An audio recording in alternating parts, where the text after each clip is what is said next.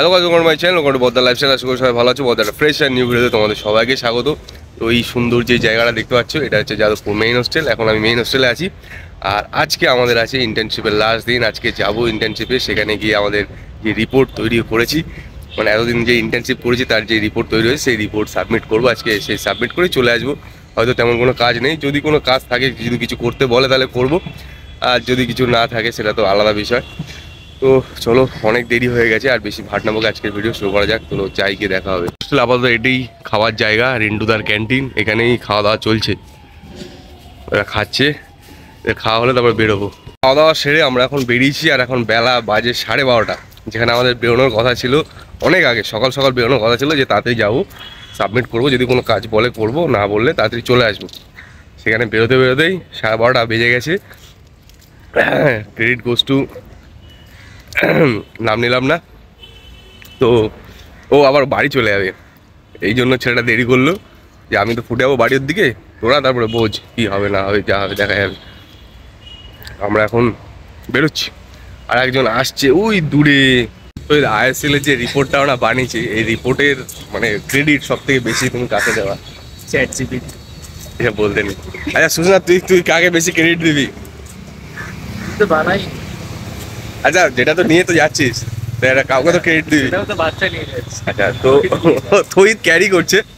আর আমাকে যদি বলে, তাহলে আমি ম্যাক্সিমামটা দেবো হচ্ছে নস্কর স্যারকে, তারপরে যদি কিছু ক্রেডিট থাকে তারপরে তহিতকে দেবো, তারপরে যদি কিছু বেঁচে থাকে, আর লাস্ট সেটা হচ্ছে যে জেরক্সের লোকটা, জেরক্স প্রিন্ট আউট বের করে দিয়েছে সেই লোকটা।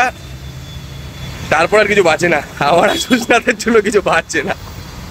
এইভাবে আমাদের রিপোর্ট হয়েছে রেডি। সেই রিপোর্ট আমরা এখন যাচ্ছি সাবমিট করতে। যে মেকানিক্যাল এটা যার আসল রিপোর্ট। হ্যাঁ, ওটাই তো বলা নস্কর স্যার। না না ওর নয়, না যে বানাইছে। আচ্ছা আচ্ছা, কিন্তু নস্কর স্যার তো আমাদের দিয়েছে না,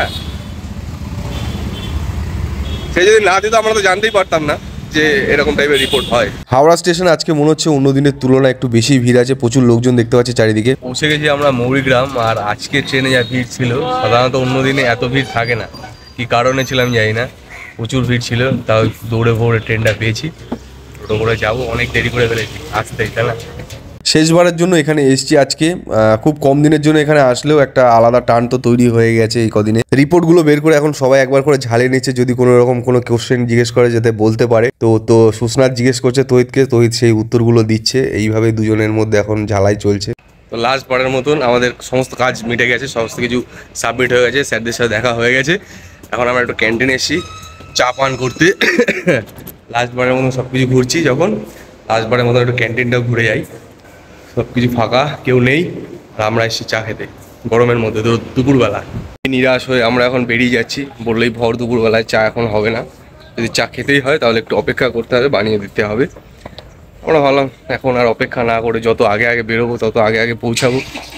এখন হোস্টেল গিয়ে রান্না বান্না করতে হবে, দিয়ে তারপর খেতে হবে। সুস্নাথ আবার বাড়ি যাবে, সুস্নাথেরও যত তাড়াতাড়ি বাড়ি যেতে পারে তত তাড়াতাড়ি মায়ের আদরে ভাত খাবে, ওর সুবিধা, আমাদেরও ওদিকে গেলে সুবিধা। তো সেই কারণে আমরা আর ইয়ে না করে এখন বেরিয়ে যাব। তো এখান থেকে আমাদেরকে সুস্নাথ ছেড়ে চলে যাবে এখানে, ও যাবে এই প্ল্যাটফর্মে, আমরা যাব ওই প্ল্যাটফর্মে। আধ ঘন্টা থেকে বেশি হয়ে গেছে সুস্নাথ আমাদের ছেড়ে চলে গেছে, আর আমরা এখানে বসেই আছি। ও পাশে 3টে ট্রেন বেরিয়ে যাচ্ছে এই নিয়ে, আর আমাদের এখানে একটা ট্রেনও আসেনি। একটা ট্রেন গেছে এখান থেকে, এক্সপ্রেস ট্রেন, বাট আমাদের নিয়ে যাবে এরকম ট্রেন এখনও আসেনি। আসলেই এখন মনে হচ্ছে ভিড় হবে, ভিড় হলেই কেমনভাবে কি যাবো কে জানে। বসেই আছি, আমরা বসেই আছি। এ তো সিনেমা দেখা শুরু করেছে বসে বসে। দেখতে দেখতে দিন থেকে সন্ধ্যা হয়ে গেছে, আর যেরকম ছাগলের গায়ে মশা বসে ওরকম মশা বসে, এত মশা, তো আর বুঝতে না পেরে উঠে চলে গেল। ট্রেন আমাদের এখনো আসেনি, ট্রেন আসলেই আমরা উঠবো। বেরিয়ে আমরা দুজন বাসের জন্য দাঁড়িয়ে আছি, আমাদের জন্য দাঁড়িয়ে আছে। কাকা উঠে পড়েছে, নিয়ে আসলেই ফার্স্ট আমরা উঠবো। বাসে দুজন বসে পড়েছি, আর এই জোড়া জোড়া 10 পাপড় নিয়ে নিয়েছি, আর সাথে চলছে এই যে সিনেমা। আর এইভাবেই চলে যাবো আমাদের যাদবপুর অব্দি, থানায় আবার নামতে হবে। হোস্টেলে এসে হাত পা ধুয়ে, মানে হাত পা মুখ ধুয়ে আমাকে এখন যেতে হবে সুস্নাথদের রুমে। সেখানে গিয়ে এখন আমাদের রাতের রান্না করতে হবে। সুস্নাথ নেই, বাট ওর রুম আছে, আর রুমে রকি আছে। আমি আর রকি আজকে রাতে রান্না বান্না করে খাবো, বাকিরা বাইরে থেকে খাবে বা ক্যান্টিন থেকে খাবে। ক্যান্টিনের খাবার আমার একটু শ্যুট করছে না, সেখানে কালকে থেকে আমি একটু রান্না বান্না করে ওদের সাথে খাচ্ছি। ওরা আগে থেকেই রান্না বান্না করে খেতে, বাট আমি কালকে ওদের সাথে অ্যাড অন হয়েছি। কালকে একটু অন্যরকম কিছু রান্না করেছিলাম, আর আজকে সাধারণ সামান্য কিছু রান্না করব যাতে রাতের মতন কাজ চলে যায়। তো চলো যাই গিয়ে রান্না করি। তো সেই রান্না করতে বসে পড়েছি। এখানে এই যে সব আলু ছিম কাটা হচ্ছে, এখানে ফুলকপি কেটে ধুয়ে রেখেছি, আর এখানে ভাত হচ্ছে। এগুলো এখন রান্না হবে, রান্না হলে খাওয়া দাওয়া হবে, খাওয়া দাওয়া হলে কি হবে, ঘুম হবে। এই করি এখন। তো রান্না আমাদের কমপ্লিট হয়ে গেছে, এখন আমরা ডাইনিং টেবিলে বসে পড়েছি খাওয়া দাওয়া করতে। এই ডাইনিং টেবিলটা মানে করা হয়েছে, ফুলকপি আলুর তরকারি, ছিম আলু ভাজা, ভাত, বাস। আমার পার্টনার রেডি, আমিও রেডি। দুজনে এখন খাওয়া দাওয়া করবো।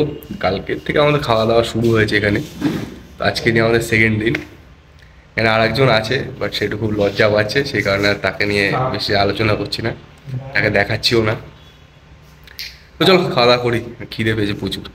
তো খাওয়া দাওয়া শেষ, ইন্টার্নশিপ শেষ, সমস্ত কিছু কাজ শেষ করে রুমটাকে একটু পরিষ্কার পরিচ্ছন্ন করলাম। সেই সব কাজ কমপ্লিট করে আমি এখন নিজের বেডে চলে এসেছি ফ্রেশ হয়ে। এখন ঘুম দেবো।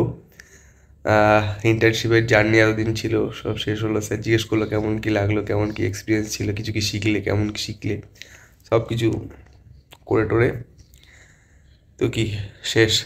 আর আমার জামা কাপড় দেখে ভেবো না আমাদের এখানে খুব কি ঠান্ডা চলছে না চলছে। আর চোখ দেখে ভেবো না, মেইন হোস্টেলে এসে নেশা শুরু করেছি। চোখটা হচ্ছে ঠান্ডা লেগেছে প্রচুর, আর তার মধ্যে ঘর ঝাড় দিয়েছি, দিয়ে আমার একটু ডাস্ট অ্যালার্জি আছে, হ্যাক হতেই আছে, আসতেই আছে।